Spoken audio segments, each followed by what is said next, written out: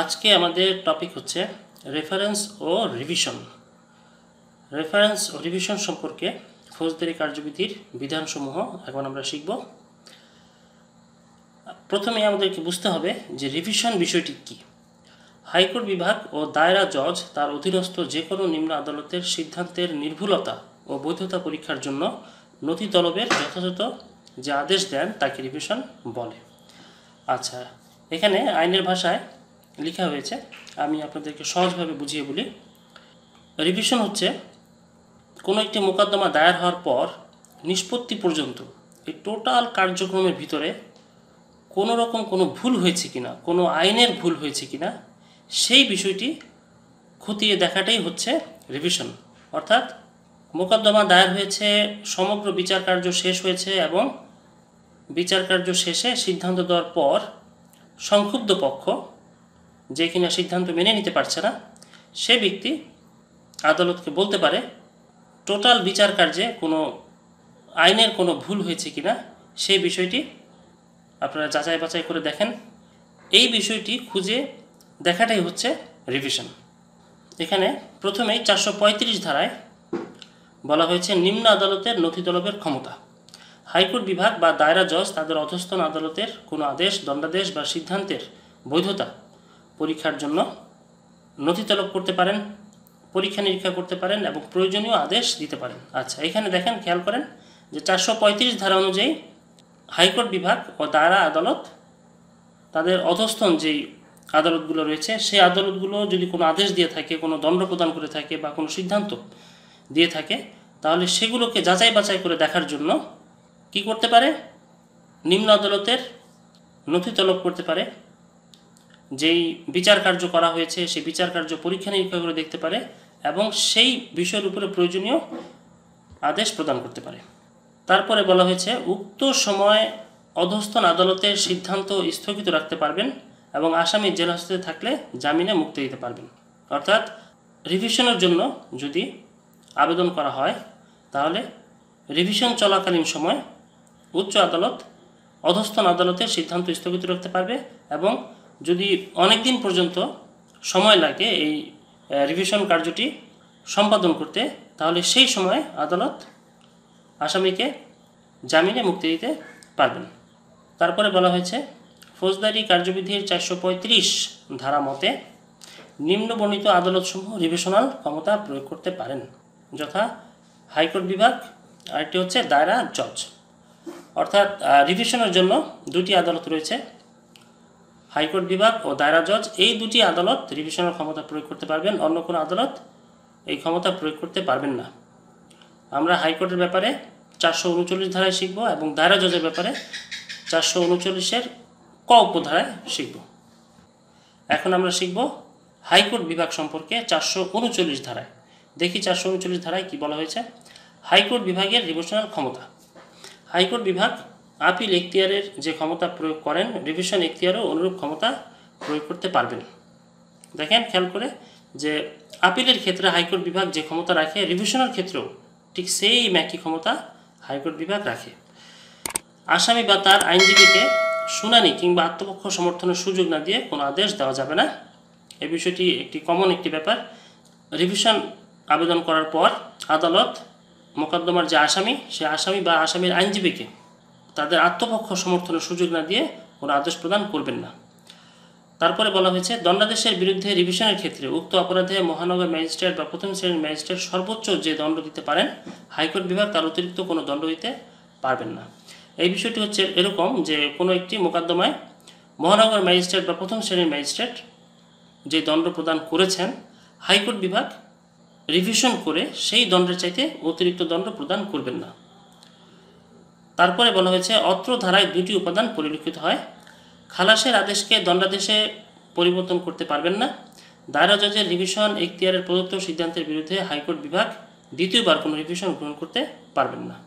এই বিষয়টি একটু ভালো করে খেয়াল করেন।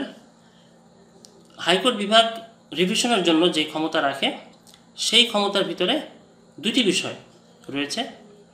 একটি হচ্ছে যে কোনো আসামিকে যদি খালাস প্রদান করে থাকে নিম্ন আদালত, তাহলে সেই খালাসের আদেশ পরিবর্তন করে হাইকোর্ট বিভাগ তাকে দণ্ড প্রদান করতে পারবেন না। আর আরেকটি হচ্ছে যে দায়রা জজের রিভিশন এখতিয়ারের বিরুদ্ধে আমরা জানি যে দায়রা জজেরও রিভিশনাল এখতিয়ার রয়েছে। তো ধরেন দায়রা জজ কোনো একটি রিভিশন শুনানি করার পর যে সিদ্ধান্ত দায়রা জজ গ্রহণ করেছে সেই সিদ্ধান্তের বিরুদ্ধে পুনরায় আবার নতুন করে হাইকোর্ট বিভাগে রিভিশন দায়ের করা যাবে না এবং হাইকোর্ট বিভাগ দ্বিতীয়বার কোনো রিভিশন গ্রহণ করতে পারবেন না। তারপরে বলা হয়েছে যেখানে আপিলের বিধান ছিল কিন্তু আপিল করা হয়নি, যিনি আপিল করতে পারতেন তার আবেদনে হাইকোর্ট বিভাগ কোনো রিভিশন গ্রহণ করবে না। আচ্ছা, এই বিষয়টি মনে রাখবেন যে যদি আপিল করার বিধান থাকে তাহলে অবশ্যই আপিল করতে হবে। যদি এমন হয় যে আপিল করার বিধান ছিল কিন্তু আপিল করা হয়নি, তাহলে সেই ক্ষেত্রে যিনি আপিল করতে পারতেন কিন্তু আপিল করেননি তিনি যদি হাইকোর্টে এসে রিভিশন দায়ের করেন তাহলে ওই ব্যক্তির কাছ থেকে হাইকোর্ট রিভিশন গ্রহণ করবেন না। তারপরে বলা হয়েছে রিভিশন এখতিয়ারে দণ্ড বৃদ্ধির ক্ষেত্রে আসামিকে কারণ দর্শানোর নোটিশ দিলে আসামি দণ্ডাদেশের বিরুদ্ধেও কারণ দর্শাতে পারবেন। আচ্ছা, এই বিষয়টি হচ্ছে এরকম, রিভিশন দায়ের করা হয়েছে, এখন যদি এমন হয় যে যেই দণ্ড আসামিকে প্রদান করা হয়েছে সেই দণ্ডটি কম দেওয়া হয়েছে, দণ্ডটি বৃদ্ধি করা প্রয়োজন, তাহলে সেক্ষেত্রে আদালত অবশ্যই আসামিকে কারণ দর্শানোর নোটিশ দিবেন। এখন যদি আসামিকে এই বিষয়ের উপরে কারণ দর্শানোর নোটিশ দেওয়া হয় তাহলে সেক্ষেত্রে আসামি দণ্ডাদেশের বিরুদ্ধেও কারণ দর্শাতে পারবে। অর্থাৎ আসামিকে নোটিশ প্রদান করা হয়েছে যে কেন তার দণ্ডাদেশ বৃদ্ধি করা হবে না, এর উত্তরে আসামি কারণ দর্শাবে যে এই কারণে আমার দণ্ডাদেশ বৃদ্ধি করা হবে না। তো এই সুযোগটি দিলে আসামি সেই সুযোগে তাকে যে দণ্ড দেওয়া হয়েছে সেই দণ্ডাদেশের বিরুদ্ধেও কারণ দর্শাতে পারবে যে কেন তাকে দণ্ড প্রদান করা হবে না। এখন আমরা শিখব 439-এর ক উপধারা। এখানে দায়রা জজের রিভিশনাল ক্ষমতা সম্পর্কে আলোচনা করা হয়েছে। হাইকোর্ট বিভাগ রিভিশন এখতিয়ারে যে ক্ষমতা প্রয়োগ করবে দায়রা জজও অনুরূপ ক্ষমতা প্রয়োগ করবেন। দায়রা জজের রিভিশন এখতিয়ারে প্রদত্ত সিদ্ধান্ত চূড়ান্ত বলে গণ্য হবে। দায়রা জজ কোনো রিভিশন শুনানির জন্য অতিরিক্ত দায়রা জজের নিকট প্রেরণ করলে সেক্ষেত্রে অতিরিক্ত দায়রা জজের সমান ক্ষমতা সম্পন্ন হবেন। দেখুন, খুব সংক্ষিপ্তভাবে বলে দেওয়া হয়েছে যে হাইকোর্টের রিভিশনের যে ক্ষমতা থাকবে দায়রা জজেরও ঠিক সেম ক্ষমতা থাকবে। দায়রা জজ যদি রিভিশন শুনানি করে, রিভিশন যদি শুনে, তাহলে রিভিশন শুনে দায়রা জজ যে সিদ্ধান্ত দিবে সেই সিদ্ধান্তই চূড়ান্ত হবে। আর আরেকটি বিষয় হচ্ছে দায়রা জজ যদি অতিরিক্ত দায়রা জজের নিকট কোনো রিভিশন শুনানির জন্য পাঠায় তাহলে সে অতিরিক্ত দায়রা জজের সমান ক্ষমতা সম্পন্ন হবে এবং তার সিদ্ধান্তই চূড়ান্ত হবে। এখানে আমাদেরকে কয়েকটি বিষয় মনে রাখতে হবে। যে সকল ক্ষেত্রে আপিলের বিধান নেই সেই ক্ষেত্রে রিভিশন করতে হয়। রিভিশনের ক্ষেত্রে দায়রা জজের সিদ্ধান্তই চূড়ান্ত, এক্ষেত্রে দ্বিতীয় রিভিশনের কোনো সুযোগ নেই।